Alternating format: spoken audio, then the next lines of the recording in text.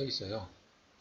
그리고 이제 빨간 책에도 시크릿, 노란 책에도 시크릿 이렇게 써 있는데, 작은 제목을 보면 이제 부동산 투자 공식을 뒤집는 1% 투자자들의 비밀 노트라고 이렇게 되어 있습니다.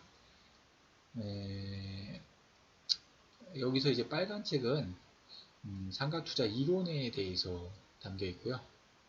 노란 책은 이제 상권에 대해서 이제 담겨 있어요. 그래서 이제 두 권이 이제 한 세트로 되어 있어요. 그리고 만약에 이제 여러분들이 이제 서점에서 이 책을 보시려고 하시면은 아마 이게 밀봉이 되어 있을 거예요.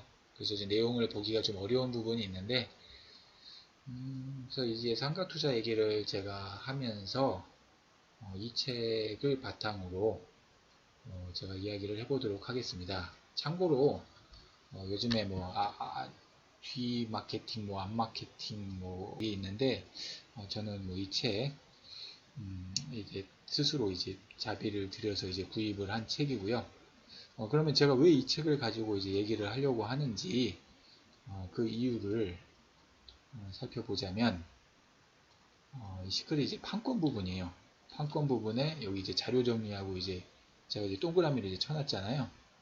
이 동그라미 쳐놓은 부분이 이제 바로 접니다.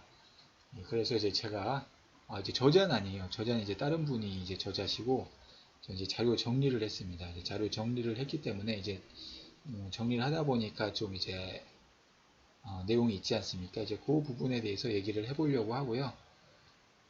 그 부분에 대해서 이야기를 해보려고 하고요. 일단 뭐 초판 이제 뭐 올해 이제 2020년에 이제 발행이 되고 인쇄가 됐기 때문에 최신 내용이긴 합니다만 이거를 정리할 때만 해도 코로나가 없었어요. 그래서 뭐좀 약간 분위기가 좀 다른 측면이 있긴 한데 뭐 그래도 뭐 상가 투자라는 게 그렇게 뭐 급변하는 내용은 아니기 때문에 좀 얘기해 드릴 수 있는 부분이 있지 않을까 이렇게 생각을 해봅니다. 그래서 일단 목차를 가져와 봤는데 이제 목차는 밑에 약간 좀 잘리는데 이렇게 하니까 되네요. 목차는 1장만 우선 1장 두렵지만 끌리는 상가 투자. 왠지 두렵죠. 왜냐하면 이제 좀 액수가 크니까 액수가 크고 또 이게 또 어떻게 해야 될지 잘 모르니까 볼륨도 크고 좀 뭐 아파트 같은 경우는 이제 꼭 뭐 사고자 하는 사람도 많지만 상가는 그렇지 않은 것도 같고 또 이제 뭐 공실도 좀 있고 하니까 그래서 소제목을 한번 보면 이제 01 여러 재테크 수단 중에 왜 상가 투자인가. 그래서 뭐 상가 투자를 제외한 투자처, 상가 투자의 현황, 그리고 02번 왜 상가 투자를 하는지 목표를 확실히 설정하라. 그래서 상가 투자 목적의 세 가지. 그리고 내게 맞는 상가 투자. 세 번째 성공 사례와 실패 사례에서 배워라. 상가 투자 성공 사례, 상가 투자 실패 사례 이렇게 있는데요. 이게 이제 1장이에요. 1장의 내용이고 오늘은 이제 1장 중에서 01번 상가 투자를 제외한 투자처에 대해서 간단하게 좀 얘기를 해볼까 합니다. 그래서 이제 보면은 이제 우리가 첫 번째로 이제 요즘 이제 투자로 많이 생각하시는 데가 예금을 이제 보수적인 분들은 많이 생각을 하세요. 왜냐하면 예금은 어떻습니까? 이게 원금에 대한 손해가 없죠. 원금 손실의 위험이 없는데 물론 이제 예금자 보호법을 초과해서 한 은행에 5천만 원 이상을 넘는 금액을 이제 집어넣게 되면은 나중에 그 은행이 도산했을 때 이제 돌려받지 못하는 손실을 볼 수가 있습니다만은 뭐 그 안에서 이제 예금자 보호법 안에서 이제 여러 은행이 이제 분산해서 이제 예금을 한다면 이제 손실이 이제 거의 없게 되거든요. 그래서 이제 안정적인데 다만 이제 문제는 여기 이제 이자율이 잘 보이시는지 모르겠는데 이제 1년을 이제 이거 참고로 이것은 지금 상호저축은행 제2금융권 정기예금을 가져온 겁니다. 제1금융권 유명금융권은 이것보다 더 낮을 거고요. 1금융권보다 조금 이자가 높은 제2금융권 상호저축은행 중앙회에서 제가 가져온 건데, 뭐 상호저축은행도 이제 5천만 원 안에서 이제 분산 예금을 하면은 뭐 손해 볼 것이 없으니까 뭐 그 부분은 이제 문제가 없는데, 문제는 1년을 맡겨도 이제 이자가 1.695%예요. 책에는 이제 작년 12월 기준으로 이제 2%가 넘었는데, 뭐 여러 가지 경제 변동으로 인해서 지금 뭐 불과 몇 개월 되지 않은 9개월 정도 됐는데, 지금 평균 상호저축은행의 평균 1년 정기예금 금리가 1.65%예요. 네, 이거는 1억을 넣어도 1년에 뭐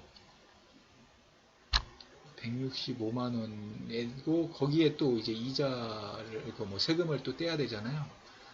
그러니까 이거 뭐 1억을 넣어도 한 달에 13만 원 정도가 될까요? 뭐 정확하게 제가 지금 계산은 안 됩니다만은, 그러니까 이거 뭐 조금 뭐 그렇죠. 예, 뭐 제가 뭐라 말씀드리긴 뭐 이게 자기 취향에 또 맞는 부분도 있습니다만은, 하여간 뭐 이자율이 지금 그렇게 높지는 않은 상태고, 앞으로 또 어떻게 될지 모르겠어요. 근데 제 지인이 일본에 있는데, 일본 분은 또 이게 굉장히 높다 그러시더라고요.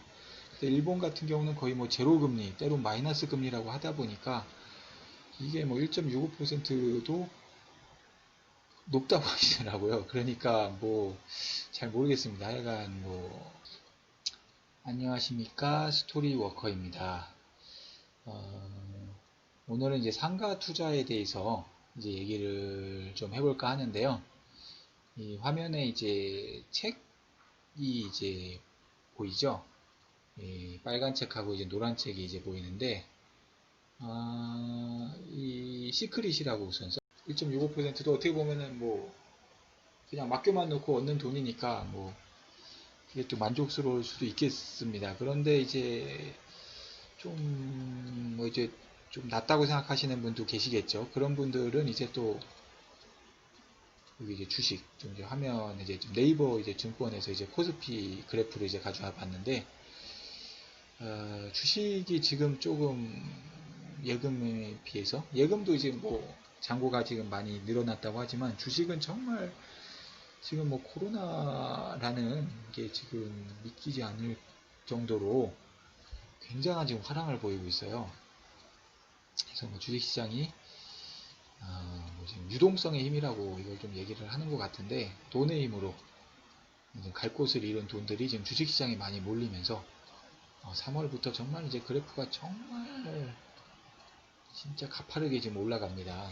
투자하시는 분들이 지금 좋아하는 그런 그래프의 모습인데, 이런 주식 투자로 하시는 분들도 계시고, 그런데 이제 주식 투자 같은 경우에는 이제 뭐 제가 따로 뭐 주식 투자 관련된 얘기도 합니다만은, 리스크가 있죠. 분명히 리스크가 있고, 이걸로 인해서 뭐 힘들어 하시는 분들도 계시고, 나중에는 이제 막 본전을 목표로 하시는 분이 계시고, 뭐 그런 부분이 있는데, 뭐 이제 주식 투자도 이제 뭐 하여간 뭐 있습니다. 네, 그리고 이제 뭐 상가 투자가 있어요. 이제 상가 투자에 대해서 이제 미술 투자가 있어요. 미술품 투자. 이제 책에 보면 미술품 투자가 있기 때문에. 근데 미술품 투자는 이제 시장이 뭐 은행이나 이제 증권에 비해서 굉장히 이제 시장이 작고, 이 미술 투자도 제가 나중에 좀 얘기할 기회가 있을지 모르겠는데, 이 미술 투자를 하기 위해서는 어느 정도 이제 회전되시는 작가분들이 계세요. 이제 그 유명한 작가분들 사이에서 이제 가격이 좀 올라가고, 그 외에 수많은 작가분들은 사실 그렇게 가격이 많이 올라가질 않아서 재테크로 이렇게 좀 맞는지 뭐 어떤지 좀 솔직히 뭐 그 부분은 이제 다시 한번 얘기를, 나중에 미술 투자 얘기도 제가 해드릴 얘기들이 있어서 그때 좀 얘기를 해드리고요. 뭐 어쨌거나 은행도 있었고, 은행 예금, 그 다음에 뭐 주식, 그 다음에 방금 보여드린 이제 증권도 있고, 그 다음에 이제 부동산이 있잖아요. 아파트가 있잖아요. 아파트. 이제 아파트 같은 경우에는 정말 집값이 많이 올랐어요. 그래서 이제 집값이 이제 많이 올랐는데, 이제 문제는, 제가 이제 좀 쓰면서 말씀을 드려보자면, 예, 이 집값은 어떠냐면, 이제 보통 이제 아파트를 이제 기준으로 하죠. 이제 아파트 집값이 이제 오르면, 이제 뭐 집값에 이제 오른다라고 이제 표현할 정도로 이제 아파트가 이제 집값의 이제 대명사가 되었고, 부동산 상승의 어떤 대명사가 되었는데, 이 아파트 값이 정말 많이 가파르게 상승을 했어요. 몇 억이 올랐다. 자고 나니까 뭐 몇 억이 올랐다. 뭐 이런 얘기가 뭐 다반사로 들려왔고, 그로 인해서 뭐 영끌이라고 해가지고 뭐 영혼을 다 끌어모아서 대출과 뭐 이런 걸 다 끌어모아서 이렇게 했다고 하시는 분들도 계시고, 뭐 구입했다는 분들도 계시고, 뭐 이렇게 되고 있는데, 이렇게 많이 오르니까 이제 정부에서는 이걸 놔두기가 어렵죠. 가만히 두고 보기가 어려워서 수많은 규제책과 공급 확대에 대한 얘기가 나오고 있죠.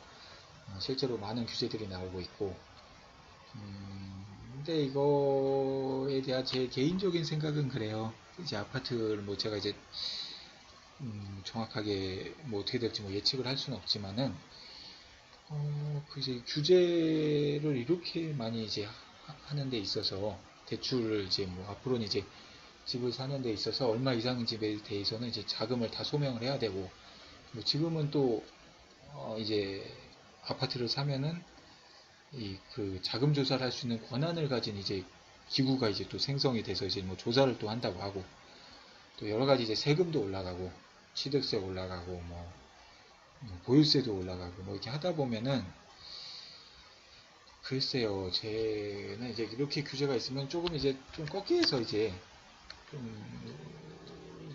완화되는 시기가 있지 않나, 가격이. 그게 이제 2006년도 정도에 이제 집값이 한번 크게 올랐을 때 이제 분위기가 지금하고 비슷했을까요? 하여간 그때도 이제 부동산 상승기가 있었는데, 그 다음에 이제 뭐 규제가 이제 많이 나오고 난 다음에 한 10년 정도, 그때 무슨 공급책도 있었겠습니다만은 10년 정도가, 10년 가까이 이게 가격이 이제 좀 뭐 정체돼 있었던 그런 기간이 있었거든요. 그래서 저도 이제 집값이 이제 계속 오를 수는 없잖아요. 이제 사람이 이제 뭐 소득이란 것은 이제 뭐 그렇게 뭐 몇 억씩 오르는 게 아니니까, 연봉이 뭐 몇 억씩 오르고 이런 분들은 뭐 드물잖아요. 그러니까 집값이 이렇게 매년 몇 억씩 이렇게 오르는 것은 좀 불가능할 것 같고, 개인적인 생각입니다. 이건 어떻게 될지 모르고, 뭐 조금 이제 좀 멈추거나 이렇게 약간 좀 내려가는 시기가 좀 있지 않을까, 그런 좀 생각을 하고 있습니다. 근데 이게 뭐 제가 이제 생각일 뿐이니까요.